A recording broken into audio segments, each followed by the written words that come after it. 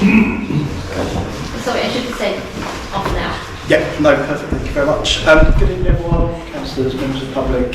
Thank you very much for inviting us along this evening to talk you through the application that we've submitted to Walsham District Council for Homes England proposals for the West of Byfield.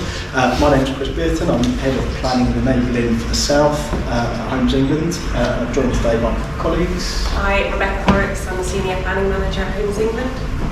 And Simon Cater, who's also one of our Senior Planning and Enabling Managers. So we've come here this evening to take you through the application, why we've submitted it, and to take you through what that application actually means, where it sits in the journey of the West of Byfield, building on a lot of work that we've done with the community, with a number of stakeholders and the local authority.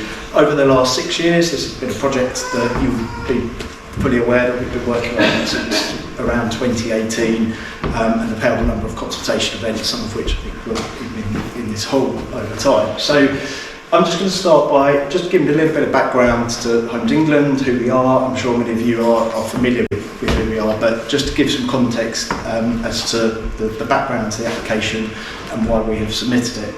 So, for those of you who don't know, Homes England is the government housing and regeneration agency. Our remit is very much to accelerate the delivery of housing and supporting infrastructure in line with the objectives that have been set to us by the government. But to do that in line with our strategic plan, which you can look up online and the links there.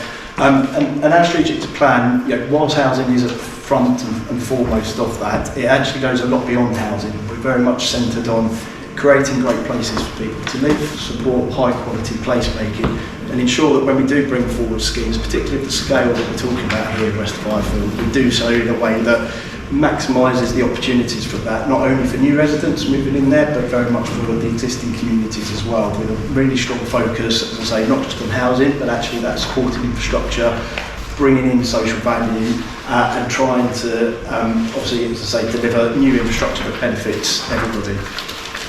And the way in which we do that is quite different to other developers and other house builders that you may have come across previously. So we take a very collaborative approach in how we bring these sites forward. We work very closely with the local authorities and the communities that we're involved in. And as I say, it's very much trying to align the schemes that we bring forward with those local priorities. And importantly as well, we don't build the houses ourselves, so we're not a house builder, but what we do is, as I say, bring forward these sites, we secure planning on them, and we secure a framework in which these high quality new communities can come forward. And we do that in a way where we remain involved in our sites throughout their duration. So we don't just get planning application, like again you might have come across with certain sites where a developer or a land promoter's come in, put a red line around a site, got a permission, sold it off to a house builder and gone away and disappeared. That's not the approach that Homes England takes. We're very much involved for the long term and want to continue to work, as I say, in partnership with the communities, with the authorities, with the parish councils to really get the most out of our scheme. And we're doing that on a number of large scale sites across England, but one in particular, sort of not too far from here, is Brookley, north of Brookley over in mid-Sussex. And I think, so that's kind of how we approach these sites. West of Byfield itself, there has been a long history of West of Byfield having been identified a necessary and important part of the growth of Crawley over a number of years. So originally it was part of owned by Commission for New Towns. It's got a long history of site promotion, and that as an agency is where our starting point for this. And I think also importantly, it's important to remember the kind of strategic importance of an area like the West of Byfield. It sits adjacent to Crawley. That's an authority that's very tightly constrained in terms of being able to meet housing needs and other important development requirements. But it also sits at the heart of the Gatwick Diamond, which, again, you'll know better than I do, is significant in terms of that employment and growth going forward. So within that context, I think throughout the engagement and the consultation that we've had today, we've very much made a strong commitment to our involvement at the West of Byfield and what that means. We're committed to building a sustainable community, and in particular one that kind of minimises its impact and makes a positive contribution to the natural environment, to to create a successful place. We're here as a government agency, we want to deliver a positive legacy here, bringing forward early infrastructure investment, and we'll go into that as part of this presentation about what this scheme means and when it's likely to bring forward some of those new infrastructure elements. And as I touched on as well, embedding social value, so through the building out of that scheme, how can we work with local communities, create job opportunities, get youth groups, schools involved in bringing that site forward. Importantly, it's facilitating the building of homes that people need. The housing crisis nationally is a big issue, but in particular around the Horsham and Crawley area, it's particularly acute. And also to do that over a long-term planning horizon. So whilst this is 3,000 homes, it is a big scheme, but this isn't going to happen overnight. It isn't that you bring the digger in on day one and 3,000 houses appear. This is a 15, 20-year plan to provide a continuous supply of housing for the local area. And as I touched on, it's very much about building those partnerships and long-term relationships, looking at innovative ways in which we can do that and how we can do things differently, particularly around things like stewardship, where looking at opportunities to really secure those positive outcomes for the local communities.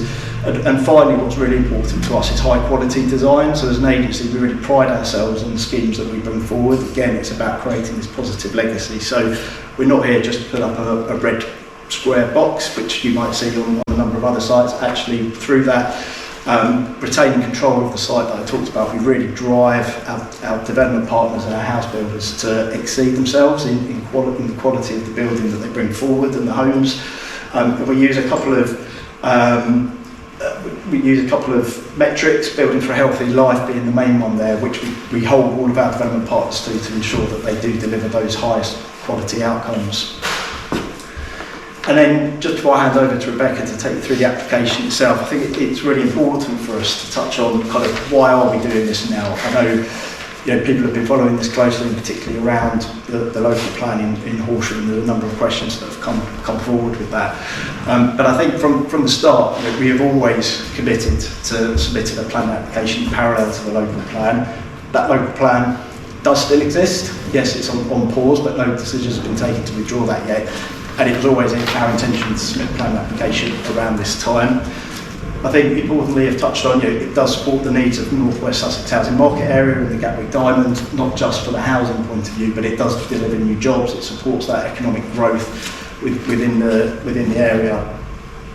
And I think the importance of strategic scale development like West of Ifield at 3,000 homes is again a really important sort of distinguishing element compared to perhaps other schemes that you're aware of, where at that scale it can bring forward the infrastructure that's needed to support it. So it can bring forward that new highways infrastructure, it can bring forward the new schools, it can bring forward the new sports facilities.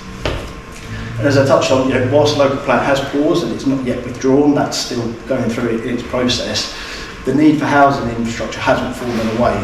The housing need in the area is very acute. I think there's only a 1-year housing supply in Horsham itself. There's a need to deliver around 1,400 homes a year.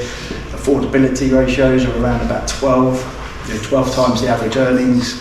And the length of housing waiting list, temporary accommodation is increasing day by day. And I think finally importantly, the Horsham District Council, I think it was last night, adopted a revised document called Shaping Development in Horsham District, and this is about how they're going to respond to those housing challenges, how they're going to respond to the issues that they've got around land supply, and particularly the uncertainty around the local plan. And I think that document, if you haven't read it, it is worth reading, and it is really clear. It is very clear that the local plan evidence base is relevant. The sites that have come forward as part of that process have been robustly assessed. They have been identified as being suitable, and they are the sites that the authority are supportive in coming forward, and recognising the importance of those sites to meet those housing needs. So I'll just pass over to Rebecca to go into a bit more detail of the application. So to give you all an overview of what the application is actually for, on the right hand side there you've got the illustrative master plan that shows what the scheme could look like. The application is for up to 3,000 homes, which includes 35% affordable housing, which is the current policy position within Horsham. The creation of up to 2,800 jobs, and that's through construction and with the scheme built out, so in operation. A number of education facilities, so a 3-form entry primary school, which would also include early years provision. A sixth form expandable to 8 secondary school, which would be provided by the Department for Education, and that would be the first building on the site. And in addition to that, within the neighbourhood centre, there is a further nursery proposed. A key part of the scheme is what has historically been referred to as the Crawley Western Link Road. It is, over the passage of time through policy documents, moved away from being a bypass that goes around the edge of Crawley and Horsham to being an active travel corridor. It doesn't have a very catchy name within policy documents. It's being referred to as the Crawley Western Multimodal Corridor within the Horsham plan. But we are committed to providing the first phase of that, and that would be the first part of construction from Charlwood Road into the scheme. Within the neighbourhood centre, there would be primary healthcare facilities, and what's known as a Skills and Innovation Centre, which is early office set-up space, research and development space, and teaching, community centre, a local leisure centre with swimming pool, and some neighbourhood scale retail, much like you have within the Crawley neighbourhoods. There is also a significant amount of public open space. Currently, whilst there are a few public rights of way around west of Ifield, most of the site isn't covered by public right-of-way access, and we know that it is used by the public, particularly popular with dog walkers, but actually through bringing the scheme forward, there are a lot of opportunities to open up large amounts of public space there. Picked up on that last one, so if you go to the next slide. So as Chris mentioned, this proposal isn't new. It's been on the table for a number of years. The master plan and the application that has been submitted has been formed in the last 5 years by a number of events of public engagement and consultation, which are just set out there in summary on the left. That also, in addition to that, has been a number of rounds of local plan consultation where Homes England have put their proposals forward, and the public have been able to see that and comment on that. And on the right just sets out, alongside public engagement, we have been having extensive meetings and dialogue with all of the local authorities and key stakeholders like Natural England and Environment Agency, and a number of the delivery partners. So like I mentioned, the Department for Education, we're in conversation regularly with the NHS about the health centre. And that is a real snapshot. Within the planning application, there's a document called the Statement of Community Involvement, which sets out a lot more detail about those engagement events. And there's a link there to the project website, which again, you can access event and information on previous events, those ones listed on the left, and the information that was presented at those, and comments received. So the hybrid planning application, on a site of this nature, a strategic site, it's not uncommon to have a hybrid application. On smaller schemes, it is less common. What it actually means is that we have submitted part of the application in outline and part in full. Outline means that we're seeking approval for the principle of development, the land uses and the maximum numbers of floor space and homes that could be built, and also approval of a key document called the Site-Wide Design Code, and that forms that framework that Chris referred to. So as each of the reserve matters come forward in the future from developers, they have to adhere to the standards that are in that design code. The full element is detailed planning permission, and we're seeking detailed permission for the phase 1 for the link road, which is shown in shaded red on the plan there. So that is an element that, as we are committed to delivering as the first part of development on the site, which is why we've put in a detailed consent so we don't go back for reserve matters at a later stage, which kind of extends out the planning process. Within that full planning application element, there's a huge amount of detailed engineering information about the layout of the road, the infrastructure that sits with that, the drainage requirements, and nearby flood compensation areas and drainage areas, utilities that would be brought into the site. all of the whole proposal, the outline and the full element, has been assessed under what's called an environmental impact assessment. That assesses the project as a whole and the impact it has over a whole series of different themes like heritage, water, ecology. And then a key part of the planning permission, if one is forthcoming, is what's known as the Section 106 legal agreement, and that commits us legally to providing a huge range of planning obligations. Some of those might be financial contributions, some of those might be items that we directly deliver. I will come on to those in a minute and explain what they are. But all in all, there's a large package and a framework that makes up the application itself. The outline element is controlled by what's known as parameter plans, so they set the maximum envelope of what is permitted. And there are 4 parameter plans. They cover landscape, and Simon will flick through them in a minute, movement and access, land use and building heights. And what they mean is that every reserve matters that comes forward, and the reserve matters is when a developer comes in with the detailed plans of what exactly housing might look like, where the parking might be, what materials might be used for the building.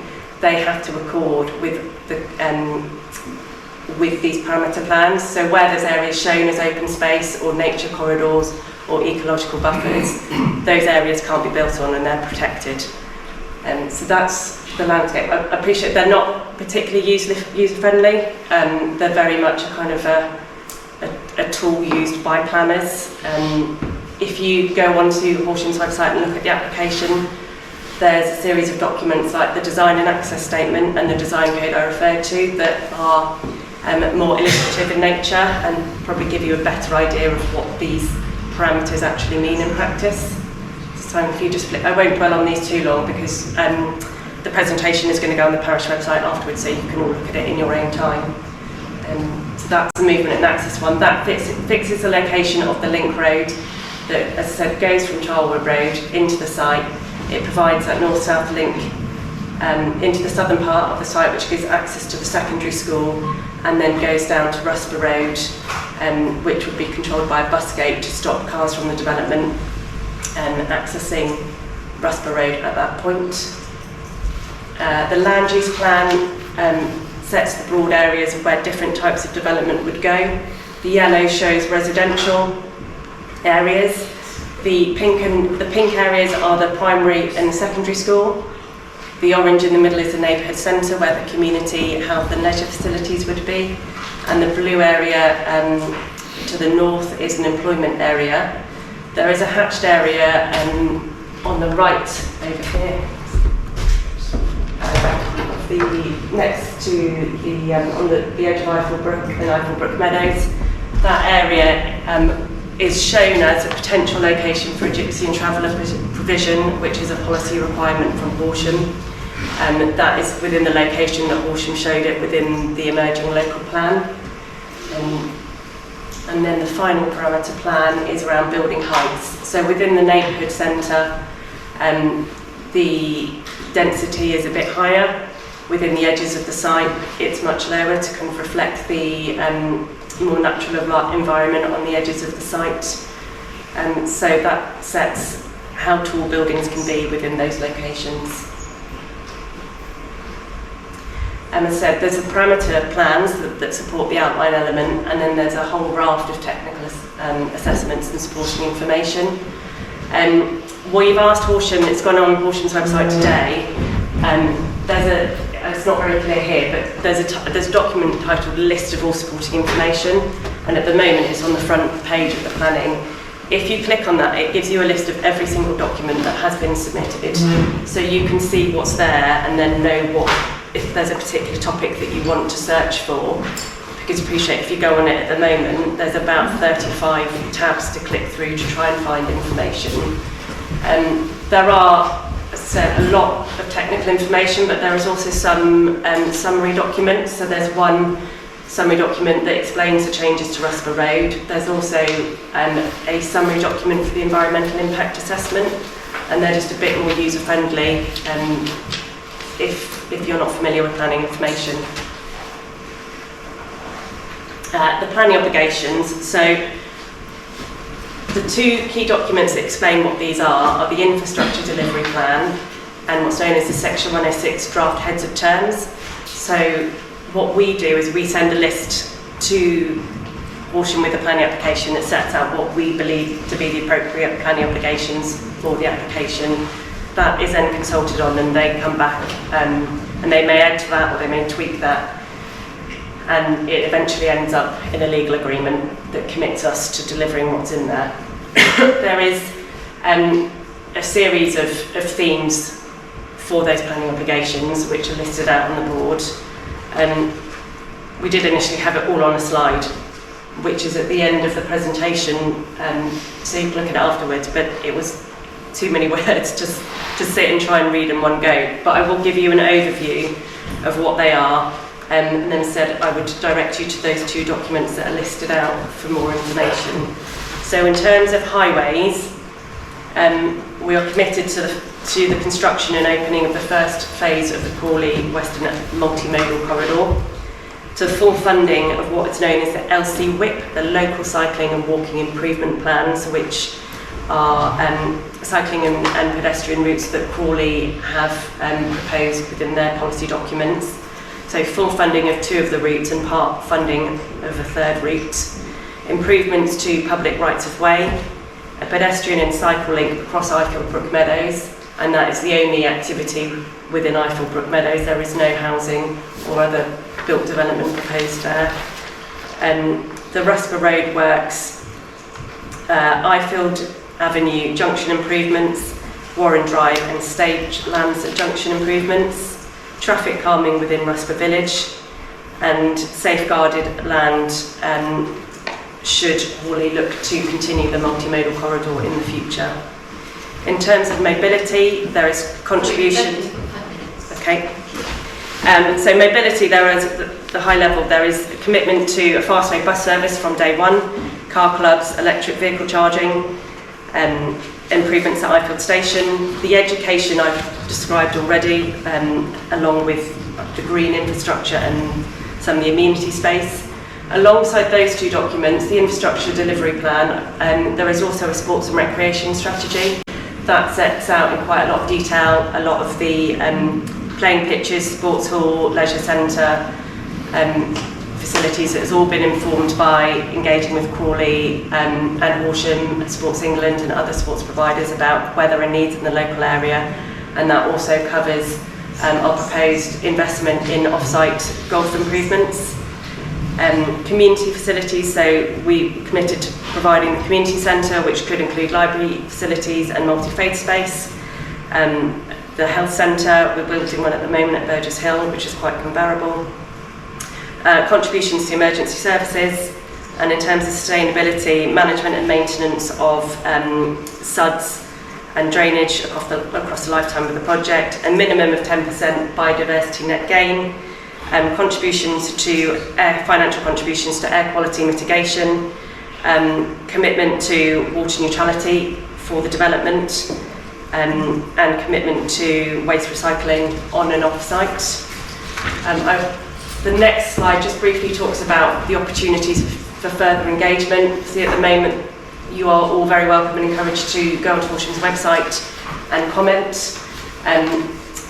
Alongside the determination of the application, we are committed, as Chris mentioned, about stewardship of the site. There are a lot of assets, open space, community facilities that we are committed to handing over to the community to ensure that they remain available for the perpetuity of development, and we are keen to work with the parish. We do this on other sites with the land trust, wildlife trusts, where assets are handed over for long-term maintenance. Homes England are, we're not turning up today and going home because the planning application's in. We are here for the long haul, like Chris said, and we are always available to come and speak. And finally, with the reserved matters, there will be multiple of them across the scheme. As Chris said, it will take at least 15 years to build out a site of this scale. There will be continued engagement as each of those come forward, and Homes England remain in control of the reserve matters, even if it is a developer that is putting the reserve matters in. We have sign off on what they submit for planning through our building lease agreements with them. And that's that point about maintaining that quality and pushing them to achieve the standards that we set out within documents like the design code. I think I'm probably out of time. 2 minutes. So please go ahead. We fully understand that there is a huge amount of information on the planning website. Go and have a look, ask questions. We're here to answer those questions throughout the planning period. Thank you. If anyone has any questions, feel free to ask them. Clark will make a note and